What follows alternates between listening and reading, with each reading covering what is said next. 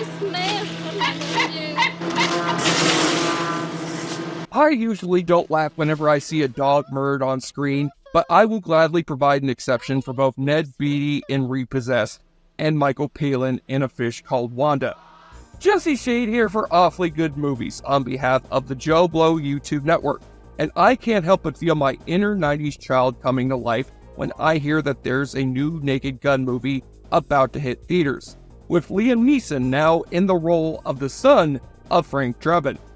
But Mr. Neeson's deadpan comedy skills cannot compare to those of his late great predecessor, Leslie Nielsen, whose comedic turns in the Naked Gun movies and Airplane helped turn the dramatically serious Canadian actor into a comedy icon in the last 20 years of his career.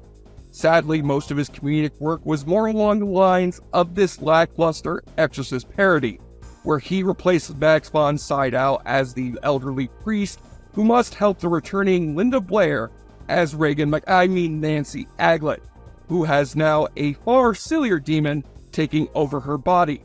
And yes, after sitting through the darkly lit snooze fest that was The Exorcist Believer, I've got a whole new appreciation for Repossessed that I did not have when I originally reviewed it back in 2018 for this surely serious episode of Awfully Good Movies.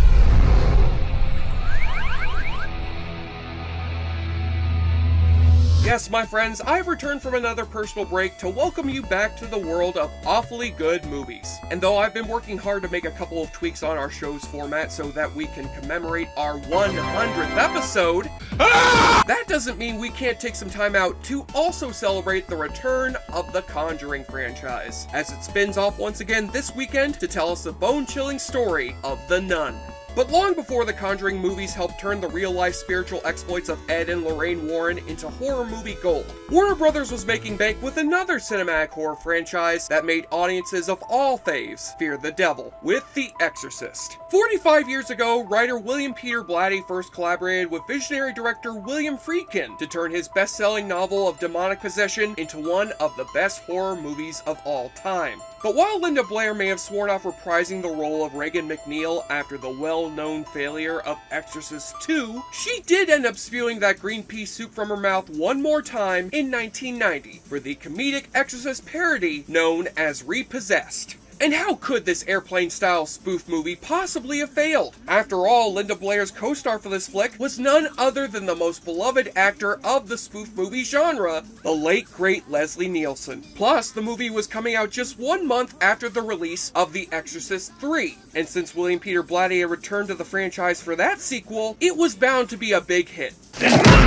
But after Exorcist 3 didn't do so hot with audiences, you can imagine that the release of Repossessed a month later went over even worse with critics and audiences. But if The Exorcist 3 can end up finding a sizable cult following in the years since it flopped in its initial release, then perhaps Repossessed will end up casting out some demons of laughter. And by the way, if you think this Nun movie looks terrifying, wait until you see the trailer they just released for the Nun sequel coming out next year, starring Sally Field.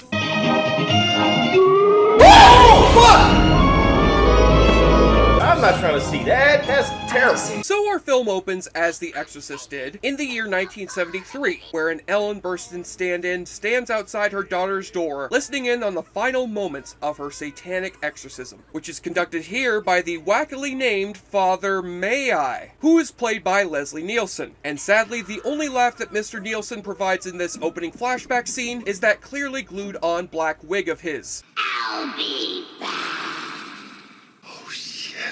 Then we fast forward to present day, where the elderly Father May I is telling of his exorcism exploits to a college class. And it's here that we shall begin another round of the awfully good drinking game. So make sure you take a shot every time you see a young Willie Garson from Sex and the City pop up in the movie as one of these college students, back when he was just barely holding on to that hair. The father tells the class that the story of this famed exorcism just had a new chapter added onto it recently, as involving that now adult little girl, once again played by Linda Blair. What are we having? Prime ribs, sweet potatoes, green beans, And split pea soup.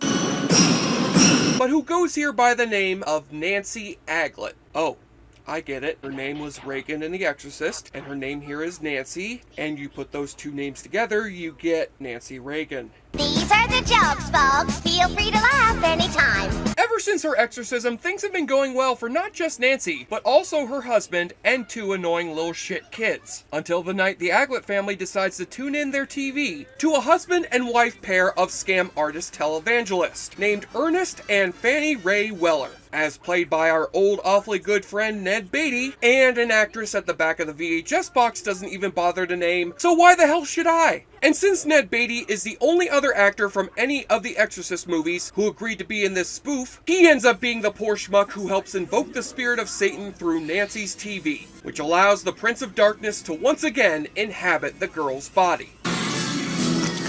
Silence! One more word out of you little sacks of shit, and there'll be no more TV for you tonight! And you know what? Linda Blair does actually do this in real life to her kids, whenever they ask their mom if they can watch Chained Heat. The next day, Nancy comes to her senses and asks to have a private meeting with the local priest, Father Luke Brophy, who was supposed to stand in here for Father Alex Karras in this movie, but who I'm pretty sure was just hired because he looks like an even blander Robert Hayes. Hey, we've got Leslie Nielsen here, so it kinda feels like you're watching Airplane again. Right, guys? Surely you can't be serious. When Nancy asks for Father Luke's help in trying to exorcise her repossessed body, her eyes flicker back into Bill Bixby turning into the Hulk mode, and Satan takes back control of Nancy's body once again, which makes Linda Blair now look like a cracked out Helena Bonham Carter wearing a half-assed Gamora costume. And Father Luke is forced to muster up whatever little faith he has in order to confront the repossessed Linda Blair. The Bible says that God created man in his own image. Oh, yeah? Then how do you explain Pee Wee Herman? Oh, well, that is an easy argument to debunk, my satanic friend. That is because Pee Wee Herman is God. It's at this point that Leslie Nielsen is no longer just the narrator of the story, but also a character in it, as Father Luke seeks out the assistance of the now retired priest who had first cast Satan out of the girl's body. However, Father May-Eye's heart is suffering from a case of I'm coming Elizabeth, so he insists that he cannot help Father Brophy perform the exorcism, and that Luke must instead face down Satan all by himself. You could do it. You're young. You're strong. Luke, it is your destiny. God damn you, Disney. This time you have truly gone too far with the Star Wars franchise. Luke, may the faith be with you. Star Wars Episode 9, in color, starring Leslie Nielsen as Vice Admiral Frank Drebin. But before Luke can perform the exorcism on Nancy, he must first ask permission from a religious council and set up one of the most jarring scene transitions I've ever seen in a movie. Oh wait, why the fuck is Leslie Nielsen beatboxing now? I'm gonna tell you all about a mother who's fly. Oh wait, why the hell has Father Brophy magically appeared out of thin air during this college lecture to perform this rap song instead of Leslie Nielsen? All the Catholics in the house say, ho! Ho! And why is Leslie Nielsen now just a picture? And seeing as that musical rap number was the work of the actual devil, the Vatican instead hands the exorcism over to Ernest and Fannie Ray Weller, who will not only attempt to banish Satan's soul out from Nancy's body, but also broadcast the ceremony on live TV while simultaneously conducting a telethon for their financially struggling ministry. Let's see Geraldo Rivera top this. Where did they get a load of me? Oh, come on, movie. Out of all the lines you could have referenced from Tim Burton's Batman, you didn't go with "You ever danced with the devil in the pale moonlight"? You get it? Because devil! Now I will admit that there are some fleeting bright spots in the midst of this shitty joke parade. One of them being Linda Blair. She is clearly having a lot of fun here getting to mock the role that had not only helped launch her career, but also helped sink her chances of movie stardom. And I did have a little fun watching her play the devil as basically a female version of Beetlejuice. Oh, sorry for the young priest's emotional outburst. He hasn't done much TV, you know. Where do you think you're going? I'm going to Disneyland. You can't burn what you don't have. Burn that. Nice fucking model! Plus, I have always loved the comedic work of Leslie Nielsen during my childhood, and surely enough, Don't call me Shirley. he does end up giving the movie some of its funniest jokes. Is it true that priests and nuns have orgies in the Vatican? What? Wasn't it hard to live with yourself after completely wimping out and allowing a wuss like Father Luke to go up against Satan all by himself? Next question. But, seeing as this movie needs to pad itself out to 84 minutes somehow, we also have to see Leslie Nielsen embarrass himself in an endless montage scene where Father May-I heads down to the gym to help exercise his fragile heart, alongside his personal trainer, Jake Steinfeld, because a significant amount of people still know who the fuck that is in 2018. I don't want to go to the women's gymnasium. Your age this. This is the 90s. Everybody's doing together. Come on. Yeah, no shit, it's the 90s. Because nothing is more 90s than watching Leslie Nielsen in pink spandex working out in a gym with Body by Jake to the tune of Technotronic's Pump Up the Jam. Seriously, I think making Leslie Nielsen do this shitty movie just might fall under the category of elderly abuse. Oh, mommy, no. They're not my mommy. Oh, mommy. Now here's where the movie finally gets to Ned Beatty and his wife performing Nancy's exorcism on live TV. Wow, this really is reminding me a lot of that classic William Friedkin movie, Deal of the Century starring Chevy Chase. And after Ned Beatty announces to the audience that Nancy's exorcism is being watched by the biggest TV audience in history, Nancy finally breaks free from her restraints so she can broadcast her satanic power over America's airwaves. Oh, and also Satan finally doles out some poetic justice to these two phony priests. What do I do with a couple of jackasses like you? Oh no, you stuck the two of them in a cheap donkey costume you bought from Party City. Come on guys, you couldn't at least go for the obvious Deliverance reference and literally turn Ned Beatty into a squealing piggy? Then we see the Pope arriving at the TV studio alongside his fellow religious leaders of the world to assemble the Amen Vengers. And this is the point where Leslie Nielsen remembers that he is still in this movie and decides to perform one more exorcism on Nancy after giving us all of the Rocky parody jokes that were deemed too unfunny for the script of Ricky 1. But then we finally arrive at the movie's big exorcism scene, as the devil is ready to take on both Brophy and May-I to fight one more time for control of Nancy's body. And I do have to admit that some of the funnier moments of the movie are when it decides to stop stealing visual puns off of old Far Side strips and actually parody some famous moments from The Exorcist.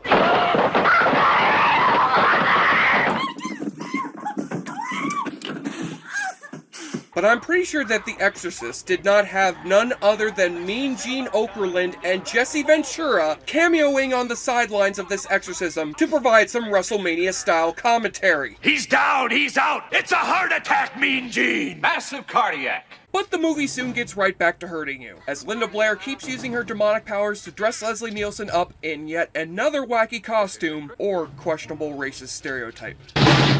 Who are you? I'm your worst nightmare. Oh goddamn guys, Stallone is really looking out of shape for this 5th Rambo movie. Ah, perfect, he looks way better! And if you thought this movie didn't already resemble a bad Christian rock music video...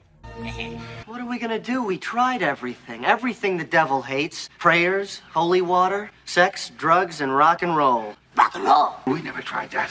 I hate rock and roll. That's right, Satan's one weakness is none other than that accursed rock and or roll. Which means Luke and May-I decide to torture Satan with a musical performance of the old-time rock and roll classic, Devil with a Blue Dress On.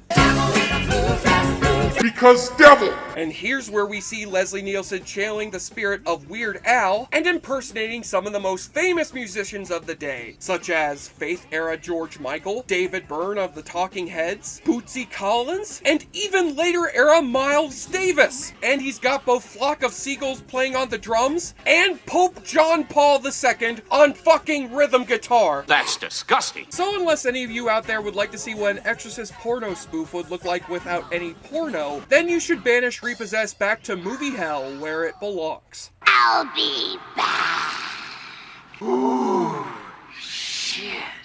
But if you do watch it, make sure you take one last double shot when you hear the original song that the movie plays over its closing credits, which helped the film win its only Razzie Award for Worst Song. The devil, he's coming back. The devil, he's coming. I'm coming back. He's back. Thought he was gone, Jack. Now in fact he's back and mad as a Black Panther. Like before, the curse will persist. Like part 1 of The Exorcist. Test arresting them, soon possessing them, in no time at all.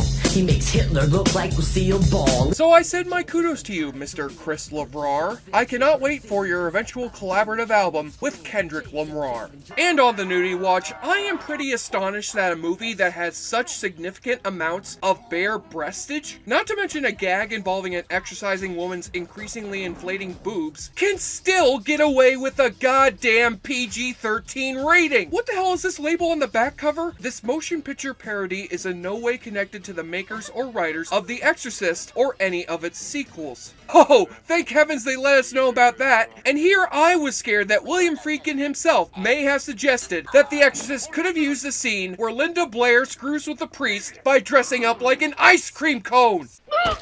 Lick me! Lick me! Lick me! Lick me! It's the Cornalingus move! The Cornalingus move! That's disgusting. On the enjoyableness continuum scale from Bold to Bruce, Repossessed is a movie that sucks way more than just cocks in hell, and deliver unto this evil a blessing of 2 out of 10. What an excellent day for a shitty Exorcist parody. I'm Jesse Shea for JoBlo.com, and I am glad to be back on Awfully Good duty yet again. Thanks to all of you viewers out there for your patience while I got my life sorted out, as well as those of you out there who have stuck with this show through these past 100 episodes of Awfully Good movies. And I can only hope that my next 100 episodes will have significantly less Leslie Nielsen twerking in them. That's disgusting. Cornalingus! The gym's and lifting, moving quick and building confidence, getting swift and ready for butt kicking at its best, cause Nancy's been repossessed. Thank you for clicking on our video, everybody. If you like what you saw here, please make sure you like the video and subscribe and share with your friends who like this sort of content. JoBlo was created by movie fans for movie fans, and we appreciate your support.